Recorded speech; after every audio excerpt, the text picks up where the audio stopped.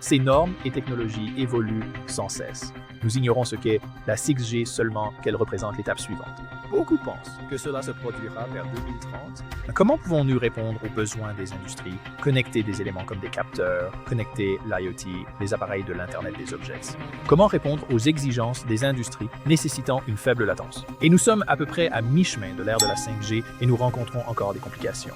Ce qu'ils veulent tous, c'est comprendre comment vous pouvez tirer parti de cela pour gagner de l'argent.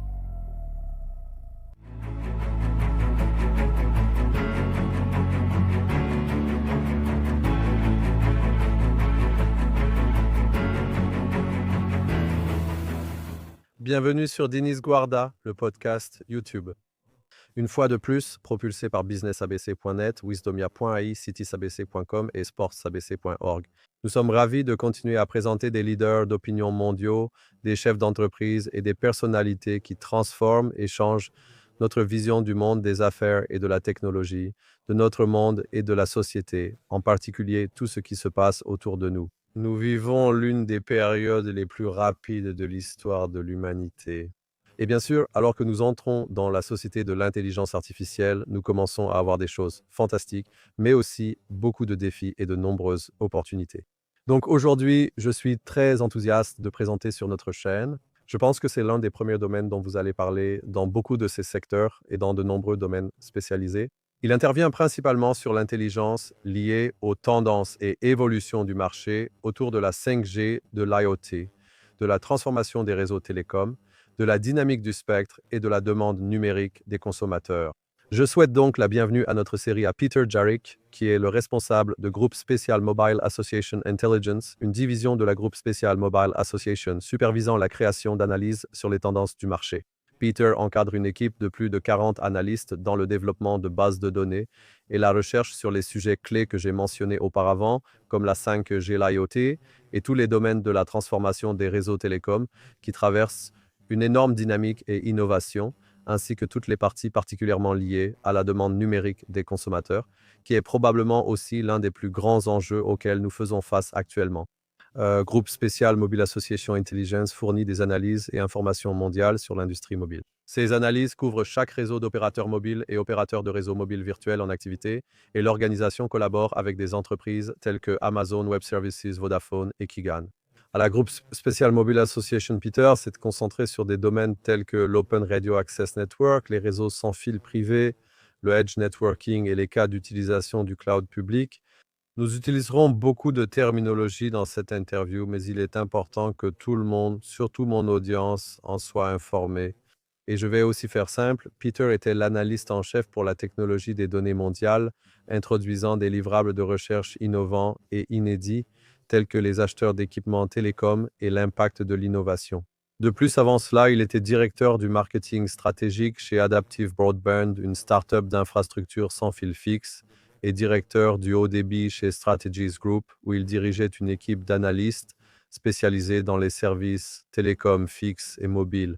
Peter est titulaire d'un Master of Science en services étrangers avec une spécialisation en affaires internationales, commerce et échanges de l'Université de Georgetown et d'une licence en arts et économie de l'Université Cornell. Peter est aussi passionné par le bien-être animal et l'innovation scientifique et technologique. Bienvenue dans notre série, Peter. Ravi d'être ici. Merci. Merci beaucoup. Je suis enthousiaste à l'idée de cette conversation. Donc, Peter, tu touches un domaine qui fait le lien entre toutes les innovations de pointe, mais aussi un peu les systèmes hérités des 100 dernières années, surtout des 50 ou 40 dernières, où il y a eu plus de niveaux d'innovation. Avant d'aborder ce sujet, parle-nous de toi et de ton parcours. Comment es-tu devenu analyste de recherche puis directeur du marketing stratégique tout en observant ces tendances? J'aimerais demander aux jeunes qui écoutent, comment as-tu démarré ta carrière? Est-ce que cela vient de tes parents, de l'université ou de l'école? Oui, c'est une excellente façon de commencer une conversation et une très bonne question. Donc, j'ai eu la chance, pendant que je faisais mes études supérieures, comme tu l'as mentionné, de travailler un peu sur les études internationales. C'était vraiment le moment où l'on commençait à observer la transition des technologies 2G vers 3G et à comprendre les possibilités offertes par les réseaux mobiles. Et donc, j'ai vu cela dans le contexte du travail que je faisais autour des relations internationales, du commerce international, et j'ai vu d'énormes opportunités. Et donc, lorsqu'une opportunité s'est présentée pour travailler avec un cabinet de conseil en gestion et de recherche, j'ai saisi cette opportunité. Et c'était vraiment à l'époque où nous commencions tout juste à apprendre ce que l'on pouvait faire avec ces technologies. Probablement que beaucoup de jeunes ne s'en souviennent pas, mais à l'époque, avoir un téléphone fin te rendait cool. Le fait d'avoir un téléphone en général, un téléphone portable, n'est-ce pas? Le fait d'avoir un téléphone qui n'était pas du genre à traîner dans ta voiture, c'était encore assez nouveau et c'était tôt, mais le potentiel était déjà visible. Et donc, je pense que pour moi, c'est en voyant ce potentiel que je suis entré dans cette industrie. Et puis, en tant que personne particulièrement curieuse de la technologie, voir l'opportunité d'être dans une position, ce que l'on fait souvent en tant que consultant, d'examiner de nouveaux problèmes, de comprendre la dynamique de l'industrie et d'aider réellement à trouver des réponses avec vos clients et collègues. C'est vraiment ce qui m'a attiré vers ce domaine et j'en suis très reconnaissant. Non, c'est intéressant ce que tu viens de mentionner parce qu'en ce moment, nous avons 2 moments déterminants, surtout pour nos générations de transition, l'apparition des téléphones portables et l'apparition d'internet. Et bien sûr, les téléphones portables et les télécommunications étaient quelque chose de très important et ils le sont toujours, mais ils l'étaient encore plus à l'époque. Nous avons désormais tous ces éléments hybrides issus des entreprises technologiques, des télécommunications, etc. Donc, votre entreprise, la Groupe Spécial Mobile Association et le groupe d'intelligence sont connus pour être une source de référence en matière d'information sur l'industrie du mobile. Et bien sûr, vous et vos équipes travaillez beaucoup sur de la recherche approfondie parce qu'il y a beaucoup d'innovations. Comme vous l'avez mentionné, depuis les téléphones portables, comme les gros modèles que j'avais encore quand j'étais jeune, jusqu'aux plus avancés que nous avons aujourd'hui, il y a eu beaucoup de développement. Tout cela s'est produit en moins de 20 ans, mais vous analysez toutes les tendances et ce qui se cache derrière cela. Parlez-nous de l'entreprise que vous représentez, de votre rôle principal dans cette recherche et des points clés que vous souhaitez partager sur vos activités au sein de l'organisation. Oui, donc Groupe Spécial Mobile Association Intelligence, nous sommes le département de recherche et de conseil de la Groupe Spécial Mobile Association. Et je pense que beaucoup de gens connaissent la Groupe Spécial Mobile Association comme l'organisation de membres qui organise un salon professionnel appelé Mobile World Congress. Cela a lieu fin février, début mars, la plupart des années à Barcelone. Un grand événement rassemblant l'industrie des télécommunications organisé par la Groupe Spécial Mobile Association qui fédère le secteur du mobile. Et donc, en tant que branche de recherche et de conseil, vous savez, mon équipe a plusieurs missions. Premièrement, nous faisons de la recherche pour la Groupe Spécial Mobile Association elle-même. Donc, au nom des membres, pour faire avancer les impératifs de l'industrie, nous aidons à livrer, à développer, à réfléchir à ce que l'industrie doit savoir. Et puis, en dehors de cela, nous travaillons avec nos clients sur une base commerciale pour les aider à répondre à leurs questions. Cela pourrait consister à réaliser des projets personnalisés. Un client pourrait venir nous voir et dire: vous savez quoi, nous pensons vraiment qu'il y a d'énormes opportunités dans l'industrie des drones, mais ces opportunités dépendent vraiment du régime réglementaire de chaque pays. Pouvez-vous nous aider à faire du benchmarking et à identifier les meilleures pratiques réglementaires pour développer l'industrie des drones? Ou il pourrait venir nous voir et dire: vous savez quoi? Peu de gens réfléchissent à l'impact des réseaux sur l'intelligence artificielle, non pas sur comment l'intelligence artificielle améliore les réseaux, mais sur comment construire des réseaux adaptés à l'intelligence artificielle. Pouvez-vous nous aider à développer certains aspects et à examiner les implications du déplacement de l'intelligence artificielle vers la périphérie du réseau? Nous réalisons régulièrement ce type de projet sur mesure et proposons aussi une offre groupée. Je pense que vous avez évoqué les données que nous avons sur chaque opérateur et réseau. Vous essayez de comprendre leur stratégie, d'analyser leur fonctionnement, et ce sont des données que mon équipe gère, dès lors produire des analyses pour contextualiser. Donc, oui, en quelque sorte, nous sommes une société de recherche, mais nous avons l'avantage de faire partie d'une organisation dont la plupart des opérateurs mondiaux sont membres. Oui, pour ceux qui nous écoutent, je voulais souligner que le Mobile World Congress est le plus grand événement des organisations mobiles au monde, comme tu l'as dit, ainsi que l'organisation qui l'organise.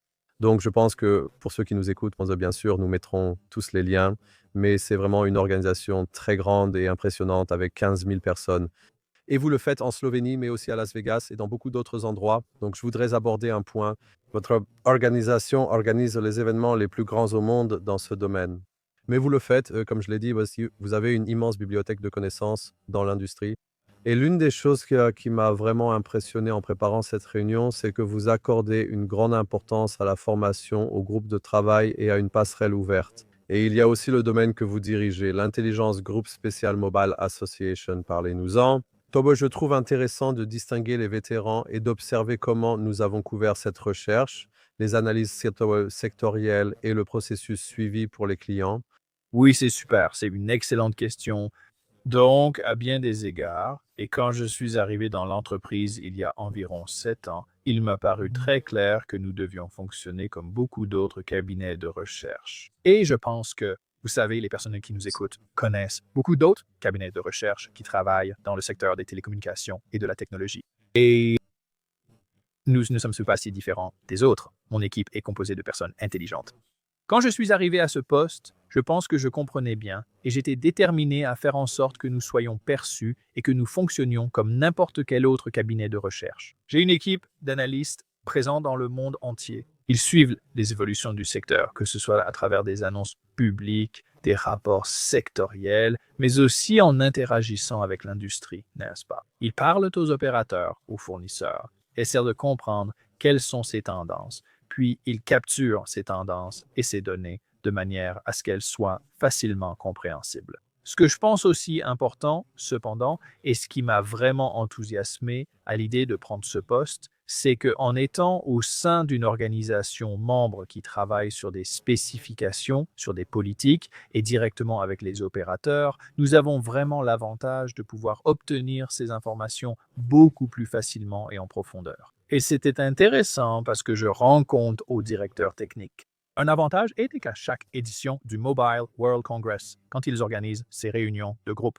n'est-ce pas? Le groupe technologique de la Groupe Special Mobile Association, composé des directeurs techniques des grands opérateurs, se réunit et j'y participe.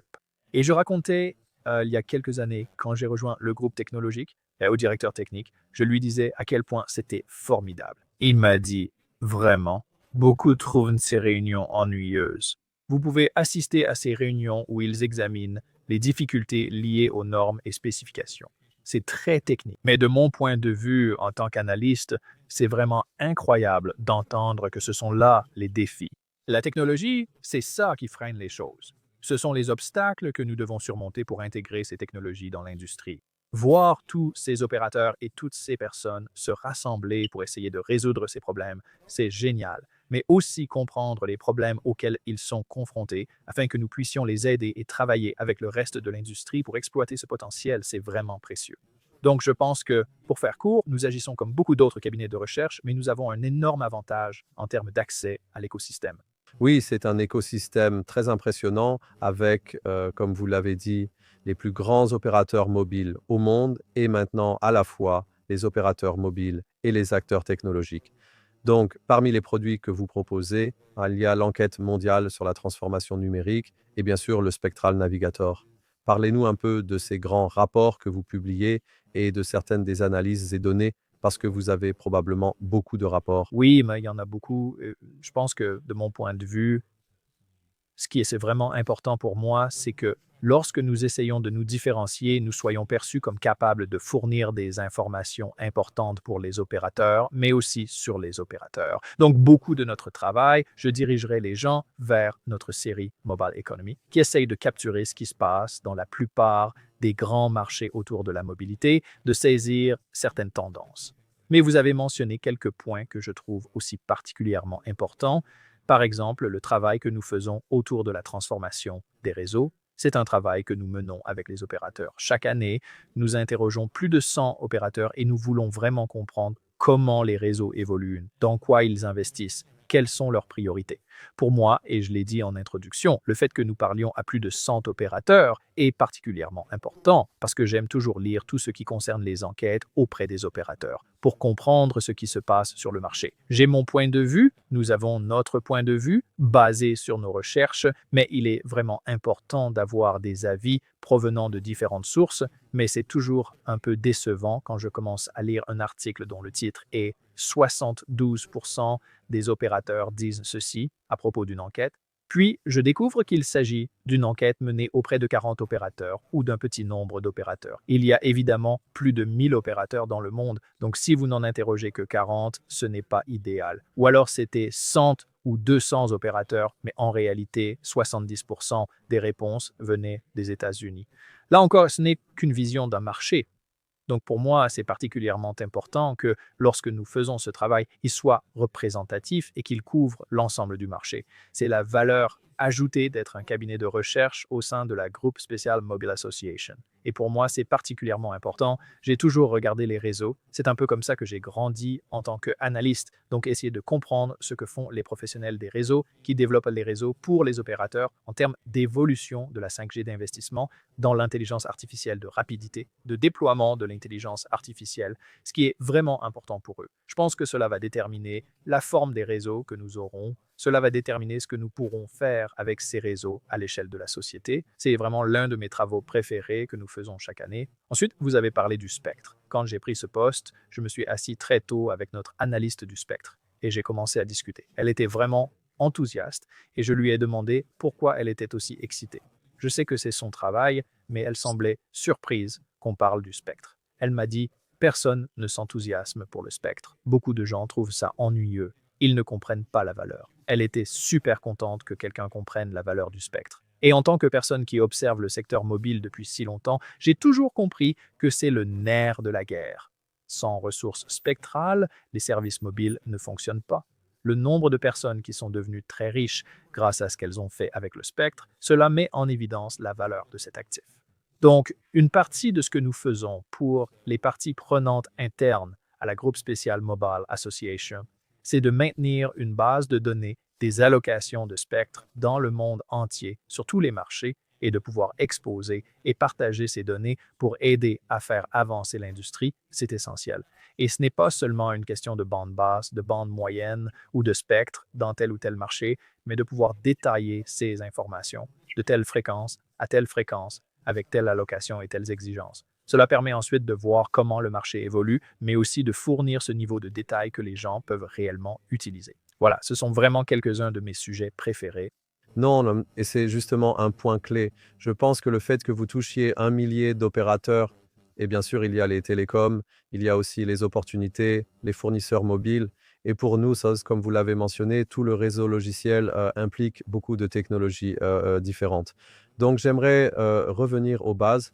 Quand on parle des plus grandes technologies, et c'est l'un des domaines majeurs de votre recherche, ce sont des concepts comme la 5G et l'IoT. Donc, j'aimerais pour notre public, et bien sûr, ce sont des concepts grand public, mais bon, c'est toujours le cas, même pour moi, que j'aime toujours comprendre ce que c'est que la 5G. Et maintenant, on parle de la 6G, et c'est un domaine dont je parle souvent, et même, je pense que je suis tendance sur ces données en tant qu'influenceur parce que je tweete à ce sujet et des choses comme ça. Mais donc la 5G est toujours d'actualité, et en fait, je regardais récemment un de vos rapports et il y a encore beaucoup de... Je pense qu'il n'y a que quelques pays. Par exemple, je crois que vous avez dit au premier trimestre 2024, 12 opérateurs ont lancé leur premier réseau 5G, portant le total à 295 opérateurs dans 114 pays.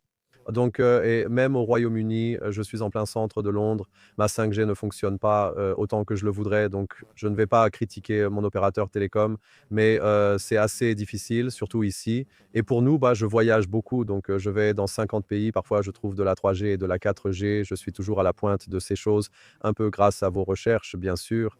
Regardons d'abord pour les gens qui nous écoutent. Je suis sûr que tout le monde a la 5G sur son téléphone, où que vous soyez dans le monde, ou du moins parfois ça apparaît. Mais un peu de contexte sur la 5G et aussi comment cela impacte surtout la latence d'Internet et comment on peut passer au niveau supérieur. Oui, non, je pense que c'est utile de poser ce contexte. Donc, quand on pense aux technologies mobiles, on pense à ces aires ou générations, bah, c'est ça le G dans 5G. Et ces générations arrivent généralement tous les 10 ans. Donc, au début, on avait le service analogique. On ne l'appelait pas vraiment 1G à l'époque parce que c'était simplement ce qu'on avait. Ensuite, on est passé de ces services analogiques aux services numériques. Et ça, c'était vraiment le premier grand saut qu'on a appelé 2G, vous vous souvenez peut-être. C'était l'époque où on avait probablement de gros téléphones. C'était appelé groupe spécial mobile dans une grande partie du monde. Code Division Multiple Access dans d'autres parties du monde, puis on a fait évoluer ça avec un peu de données. Certains d'entre vous se souviennent peut-être de termes comme General Packet Radio Service, mais ça, c'était vraiment cette deuxième génération. Ensuite, les choses ont vraiment évolué. On est passé à la 3G. Je me souviens à l'époque, quand on parlait de cette nouvelle norme pour la troisième génération, la 3G qui devait sortir vers l'an 2000, et les gens disaient « les normes permettront des débits allant jusqu'à 3 mégabits par seconde ». Je me disais « c'est fou, honnêtement, qui va avoir besoin de ça? Mon bureau a une connexion T1 qui fait seulement 1,5 mégabits, qui a besoin du double sur son téléphone, mais on voit ça tous les 10 ans. Les normes évoluent, on est passé de la 3G à la 4G, et maintenant on est dans cette cinquième génération, ou 5G. On a commencé à voir ces réseaux se déployer autour de 2018-2019. Donc, c'est la dernière génération des technologies de haut débit mobile. C'est énorme. Ces technologies n'arrêtent jamais d'évoluer. Il y a eu des évolutions par-dessus ça. Maintenant, on voit le déploiement par de nombreux opérateurs de la 5G avancée. C'est ce pont entre la 5G et ce qui vient après, qui, comme la plupart de vos auditeurs avertis le savent, sera la 6G. Je pense qu'on ne sait pas encore exactement ce qu'est la 6G. On sait que ça arrive. Beaucoup pensent que ce sera autour de 2030. Donc, on a ce pont en ce moment. Beaucoup d'opérateurs regardent la 5G avancée. Je pense que le point principal est double. Ces technologies n'arrêtent jamais. Elles évoluent constamment. On peut parler de la 6G, mais la réalité, c'est que la 5G est là. On fait constamment évoluer la 5G. Il y a des moyens de l'améliorer. Mais quand on fait évoluer ces technologies, on cherche à les faire évoluer en fonction de ce que veulent les consommateurs, les utilisateurs finaux.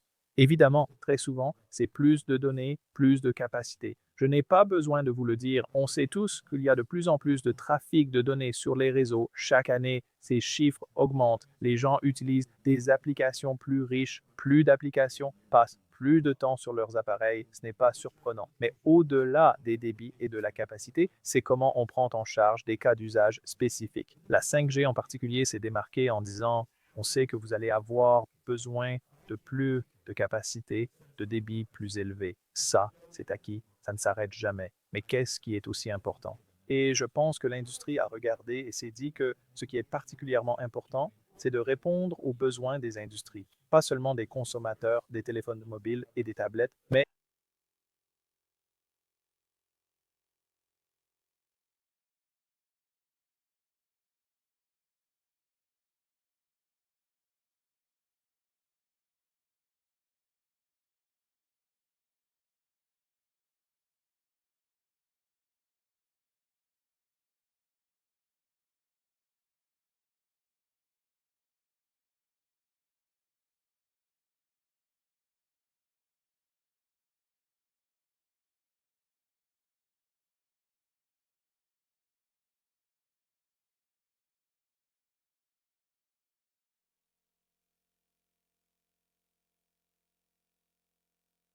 Kinch, il y a beaucoup d'innovation à ce niveau-là et aussi beaucoup de transformation parce que c'est la 5G qui en partie permet la révolution de l'intelligence artificielle que nous vivons actuellement et beaucoup de choses, surtout en ce qui concerne les transactions financières, la santé et ainsi de suite. Et bien sûr, c'est encore, je dirais, un grand défi pour l'économie mondiale. C'est pourquoi, en ce moment, surtout avec l'arrivée des serveurs d'intelligence artificielle et de toutes ces différentes composantes, cela va devenir beaucoup plus important.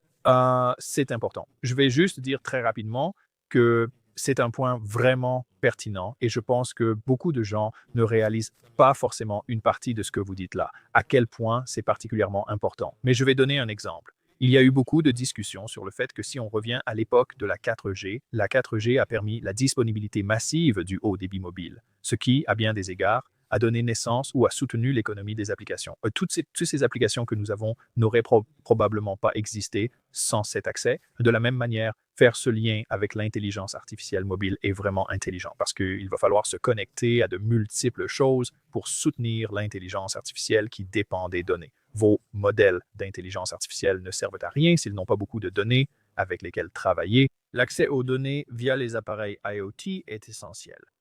Mais pour beaucoup, le traitement de l'intelligence artificielle se fait dans le cloud. Comment y accéder, en particulier dans un contexte mobile, sans ces technologies et ces technologies à haute capacité? Et à l'avenir, nous devons réfléchir à la façon dont nous faisons évoluer les réseaux pour soutenir l'utilisation croissante de l'intelligence artificielle. Donc c'est vraiment un très bon point. Et c'est pourquoi je pense que la période dans laquelle nous nous trouvons actuellement est particulièrement passionnante. Je dirais qu'il y a encore beaucoup d'incompréhension sur les détails que vous venez d'aborder. Et je pense que c'est pour cela que j'aime ça et que cette interview est particulièrement importante. Donc, dans l'un de vos derniers rapports, les télécoms en 2025, tendances et innovations qui façonnent le paysage numérique, publié justement ce mois-ci, vous parlez. Je vais juste souligner cela et j'aimerais avoir un peu de, probablement, je vais passer certains éléments techniques pour le public, mais la plupart restent très importants. Donc, vous avez la 5G avancée et son rôle dans le déblocage de nouveaux cas d'usage, ce que nous avons partiellement abordé, mais c'est l'un des points forts. Ensuite, l'impact transformationnel de l'intelligence artificielle des télécoms et de ce qui les sous-tend est sans doute ce qui m'intéresse le plus.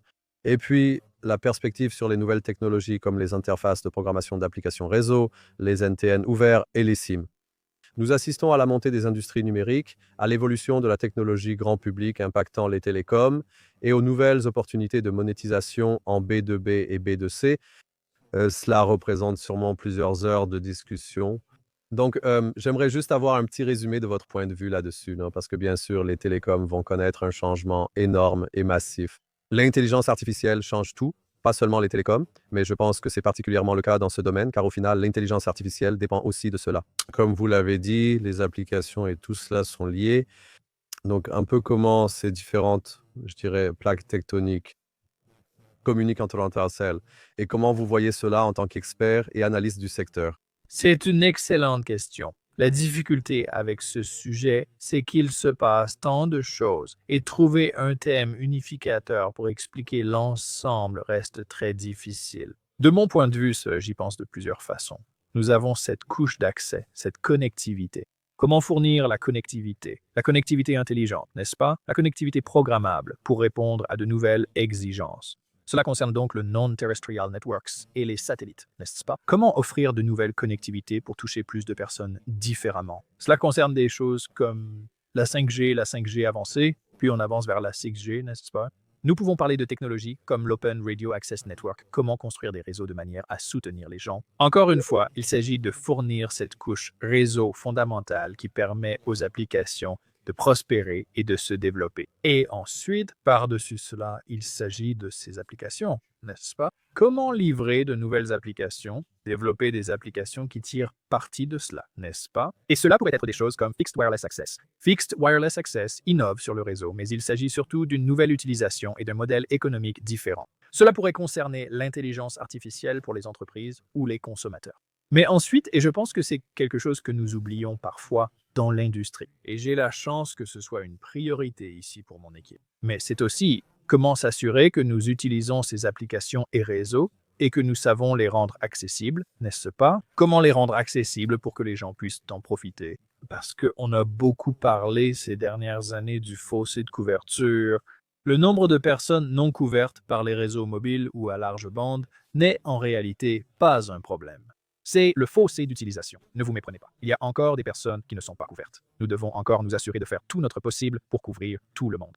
Beaucoup de personnes sont couvertes par les technologies mobiles à large bande, mais ne les utilisent pas. Et donc, au-delà des applications, au-delà des réseaux et de cet aspect de connectivité, c'est cette question que nous essayons d'aborder dans ces tendances pour 2025. Comment nous assurer que les gens en profitent et utilisent ces technologies de la meilleure façon possible, n'est-ce pas? Voici comment je perçois ces tendances. Elles évolueront chaque année, certaines resteront, d'autres disparaîtront. Certaines évolueront. Mais il s'agit surtout de réfléchir à ces applications via les réseaux et de voir comment permettre aux gens d'en profiter. Alors, parlons maintenant, bien sûr, du plus gros éléphant dans la pièce, à savoir l'intelligence artificielle. Donc, l'intelligence artificielle, bien sûr, d'un côté, fait exploser l'économie mondiale. Nous avons vu beaucoup de différences de l'intelligence artificielle à l'intelligence artificielle générale, jusqu'à tous les nouveaux niveaux de intelligence artificialisation, disons-le comme ça, de la société, et bien sûr tous les appareils et communications mobiles. Et bien sûr, il y a une grande partie en ce moment qui va toucher à votre domaine de recherche, c'est que toutes ces tendances liées à l'intelligence artificielle concernent surtout l'adoption accélérée et l'impact transformationnel. Je souhaite aborder ce point précis, notamment la monétisation évoquée dans votre rapport. Donc, bien sûr, il y a beaucoup de discussions. Le passage à l'intelligence artificielle sera-t-il comparable à la première révolution industrielle qui a transformé le monde, créé une nouvelle colonisation et détruit diverses choses? Des entreprises comme OpenAI valent déjà 150 milliards de dollars et figurent parmi les plus grandes mondiales, alors que ce n'est que le début. Aujourd'hui, 5 ou 6 entreprises valent déjà 1000 milliards de dollars. Beaucoup de choses, beaucoup de choses sont liées, surtout au niveau de la transformation numérique de XUP, notamment concernant l'intelligence artificielle. Donc, j'aimerais aborder ce sujet. Nous voyons cet héritage, au moins du côté des télécoms, vers ces sortes de géants de l'intelligence artificielle et comment vous voyez cette évolution, surtout dans les domaines de la transformation des réseaux. Je pense que nous avons constaté plusieurs choses. Premièrement, l'idée que l'intelligence artificielle soit nouvelle pour les télécoms n'est pas vraiment vraie, n'est-ce pas? Les opérateurs mobiles du monde entier utilisent l'intelligence artificielle depuis des années, surtout pour optimiser et automatiser leur réseau. Ce qui a changé ces dernières années, c'est une accélération, n'est-ce pas? Donc, l'intelligence artificielle générative a vraiment aidé les gens à comprendre certaines des nouvelles opportunités. Là, il s'agissait d'une démocratisation, l'intelligence artificielle devenant plus accessible et utilisée par davantage de personnes. Vous avez des effets de réseau, le développement de nouvelles applications qui ont attiré plus de personnes. Cela a vraiment alimenté ce cercle vertueux pour générer beaucoup plus d'activités autour de l'intelligence artificielle. Maintenant, ce que je trouve intéressant pour les opérateurs, c'est que nous sommes un peu à ce stade où ils doivent commencer à réfléchir à la manière de l'utiliser. Vous avez souligné l'importance de monétiser l'intelligence artificielle car cette histoire montre comment les opérateurs peuvent s'en servir pour optimiser leurs opérations, leur efficacité et la gestion de leur réseau. Mais ce qu'ils veulent tous comprendre, c'est comment exploiter cela pour gagner de l'argent, n'est-ce pas? C'est un vieil adage que, vous savez, on m'a appris il y a des années et qui reste vrai aujourd'hui. La croissance ne vient pas seulement des économies. Utiliser de nouveaux outils pour plus d'efficacité et réduire dépenses d'investissement ou d'exploitation est positif. La croissance est indispensable et ne s'obtient pas juste en économisant. Voilà où nous en sommes. Après avoir compris l'intelligence artificielle ces premières années, les nouvelles technologies d'intelligence artificielle générative offrent maintenant de nouvelles opportunités. Il a fallu un certain temps aux gens pour comprendre ce que cela signifie. Est-ce réel? Que pouvons-nous réellement faire avec ces technologies? Maintenant, nous voyons certaines de ces opportunités, n'est-ce pas? Nous voyons les exemples. Vous avez des opérateurs qui font des choses aussi simples que la vente directe, n'est-ce pas? Comment puis-je travailler avec des innovateurs en intelligence artificielle, vendre certains de ces services, devenir un intermédiaire pour aider mes clients en leur donnant l'accès et en devenant un canal? Certaines personnes servent d'usines à intelligence artificielle, non? Ils créent des usines à intelligence artificielle, des bacs à sable et des plateformes pour aider les entreprises à développer de nouvelles applications et exploiter leurs capacités. Vous avez aussi, très populaire mondialement, les offres de GPU en tant que service, n'est-ce pas? Ou vous avez des opérateurs qui développent des banques de GPU et vendent l'accès à celles-ci sur la base d'un modèle à sa service. Vous avez mentionné en quelque sorte la géopolitique. Une partie de cela va en être alimentée, n'est-ce pas? L'intelligence artificielle souveraine, s'assurer que vos applications d'intelligence artificielle restent à l'intérieur d'un pays. Une part de cela l'alimente. Mais au-delà, quel que soit le modèle, ce qui m'intéresse, c'est de voir ces modèles émerger, n'est-ce pas? Cela donne des exemples, éduque et montre des cas d'usage pour que d'autres réalisent que c'est possible et comprennent leurs options. D'accord, je pourrais faire pareil. Je pense que c'est le bon moment pour envisager la monétisation pour les opérateurs. Nous verrons de plus en plus d'exemples cette année. Alors parlons de la monétisation. Je pense que j'aimerais approfondir un peu plus ce sujet, si cela vous va. Bien sûr, bien sûr. Donc, je pense qu'une des choses dans votre rapport qui est très intéressante pour moi, parce que je pense que c'est l'un des plus grands défis pour l'économie mondiale et aussi pour tout le monde, comme vous l'avez mentionné, l'économie des applications, qui est actuellement un secteur du savoir pesant des milliers de milliards. Mais vous indiquez que l'industrie numérique profite de l'opportunité B2B durant la transformation numérique des entreprises. C'est un vrai défi, c'est pourquoi j'ai créé cette chaîne. En discutant avec de nombreuses personnes, j'ai été surpris car je croyais qu'elles comprenaient, mais beaucoup perdent une partie des sujets évoqués ici. C'est aussi un point que vous évoquez dans ce rapport. Donc, nous parlons surtout de l'accélération de l'adoption, de l'impact transformationnel et de la façon de saisir l'opportunité B2B et le numérique en entreprise. Et puis, l'un des points que vous abordez ici qui m'intéresse particulièrement, c'est l'essor des industries numériques et les opportunités associées. Donc, je pense que c'est l'un des plus grands défis, car bien sûr, l'intelligence artificielle va automatiser la plupart des emplois, mais au final, nous serons plus dépendants que jamais de ces appareils que nous utilisons. Les télécoms et les téléentreprises ont de nouvelles opportunités, mais il faut savoir gérer ces situations, comme vous l'avez dit, avec des millions ou milliards de personnes utilisant des téléphones portables, soit presque tout le monde. Cependant, il faut l'utiliser pour éviter de perdre du temps, causer des dommages ou diffuser des informations négatives sur les gouvernements, comme on le voit souvent dans les médias. Il existe aussi de nombreux exemples d'entreprises qui réussissent, créant emplois et opportunités. Donc, j'aimerais aborder ce sujet et je pense que, d'après ce que nous avons dit à partir de vos recherches, quelles sont les données que vous souhaitez partager avec nous à ce sujet? Oui? Non, c'est une opportunité de transformation. Je pense que vous allez revenir en arrière et qu'une des raisons pour lesquelles cela compte tant pour nous, c'est ce que je disais sur la 5G, la dernière génération de technologies mobiles haut débit. Ces investissements ont été réalisés il y a plusieurs années. On pensait que ces réseaux pourraient prendre en charge tous les utilisateurs, consommateurs ou entreprises. Et le côté entreprise était important pour plusieurs raisons. L'une d'elles était surtout que c'était une source de revenus largement inexploitée. Pour les opérateurs, l'avantage majeur était de savoir comment rentabiliser ces réseaux, mais je pense qu'il y a aussi de grands bénéfices pour la société. Rendre ces entreprises plus efficaces et économes en énergie serait excellent pour l'environnement, non? Si nous pouvons les rendre plus productives, c'est formidable pour les économies, n'est-ce pas? Nous comprenons que le développement des technologies haut débit mobile accroît le produit intérieur brut à chaque hausse de l'adoption. Vous obtenez une hausse du produit intérieur brut, améliorer les industries serait énorme, non? Nous avons investi dans la 5G car c'est une grande opportunité pour les opérateurs et la société avec d'importants bénéfices. Bien sûr, cela va permettre de rendre possible des choses comme l'intelligence artificielle. Cela va nécessiter des capacités comme le soutien de quantités massives d'objets connectés. Et au final, cela prépare la voie pour la suite et permet de poser les bases pour de futures innovations pour ces personnes. D'accord, super. Pour moi, c'est sans doute l'une des parties. Ensuite, l'autre point que je veux aborder, et maintenant je vais en parler en tant qu'expert par curiosité personnelle, parce qu'un des défis que je trouve assez gênant, c'est qu'en étant à Londres, qui est l'une des plus grandes villes du monde, mon internet sexe, et c'est parfois vraiment difficile d'avoir la 4G, surtout si je suis vraiment en plein centre. J'habite en fait assez au centre, mais si je vais vraiment à Piccadilly Circus, j'ai de sérieuses difficultés à avoir internet, et c'est probablement l'endroit le plus central parmi les centres du monde. Voilà une première chose, et je vais maintenant parler d'éducation, mais je veux aussi partager avec mon public que nous avons de nombreux projets avec les satellites et les non-terrestrial networks. À EO, nous parlons de toutes ces technologies, mais j'aimerais en savoir plus sur ce domaine de développement et votre point de vue. Peut-on vraiment résoudre les problèmes hérités et tout rassembler via une intégration satellite-télécom? C'est l'un des domaines, avec aussi les implications plus larges de ce que ces satellites peuvent ou non faire.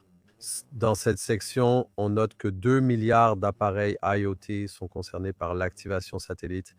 Donc d'un côté, nous avons tous nos téléphones, mais nous avons aussi beaucoup de capteurs des voitures à de nombreux autres cas où ma voiture, en fait, au Royaume-Uni, pas dans un autre pays, où soudainement le système Internet a cessé de fonctionner.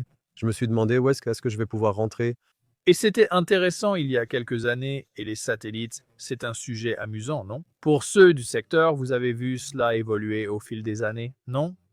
Il y a un fort intérêt. Et puis, l'intérêt diminue un peu, puis il revient. Donc, je pense qu'il y a quelques années, la question était de savoir, premièrement, est-ce que c'est réel? Et comment cela s'articule avec les opérateurs mobiles? Et je pense que ce que nous avons constaté, c'est que les opérateurs mobiles ont été particulièrement désireux de collaborer avec les fournisseurs de satellites pour plusieurs raisons.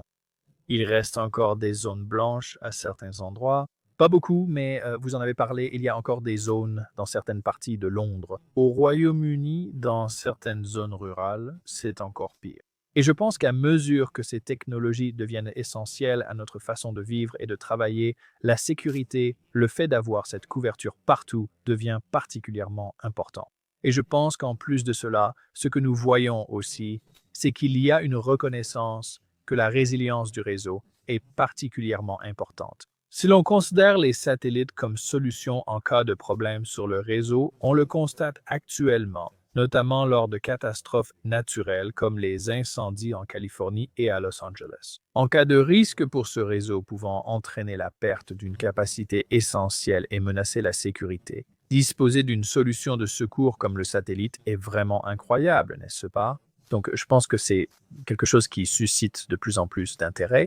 Et c'est parce qu'au final, on peut oublier les technologies. On peut oublier comment tout cela fonctionne. C'est une reconnaissance de l'importance de ces technologies et du fait que nous devons les maintenir partout où se trouvent les gens et quoi qu'il se passe autour d'eux, n'est-ce pas? En mettant de côté même ces questions autour de l'IoT et en s'assurant que nous avons une couverture IoT dans toutes sortes d'endroits. C'est juste un rappel de l'importance de ces gars-là. Ouais, cette partie est très intéressante en ce moment, car nous avons aujourd'hui diverses technologies, mais elles font partie de l'infrastructure héritée, essentielle pour la plupart des opérateurs télécoms, puisque la majorité des routeurs Internet et nos activités passent par les télécoms. Il y a aussi tout ce que l'intelligence artificielle apporte, innove et crée de nouveaux centres d'intérêt autour de cela. Donc, l'un des points, et je veux respecter votre temps, donc, l'une des dernières questions que je voudrais aborder, qui est toujours liée à cela, c'est que actuellement, d'après votre expérience avec ces milliers d'entreprises du réseau que vous avez, comment voyez-vous en particulier la transformation numérique de ces entreprises et comment percevez-vous cette rapidité de transformation? Parce que bien sûr, la rapidité s'est accélérée de plus en plus. Le passage de la 4G à la 5G, elle a été rapide. Maintenant, on passe à la 6G. À la fin, la 5G n'existe que dans un des 40 pays, alors qu'il y en a bien plus dans le monde. Et même dans la plupart des pays, y compris des pays comme le Royaume-Uni, qui sont des pays majeurs dans le monde, la plupart du temps, ça ne fonctionne pas.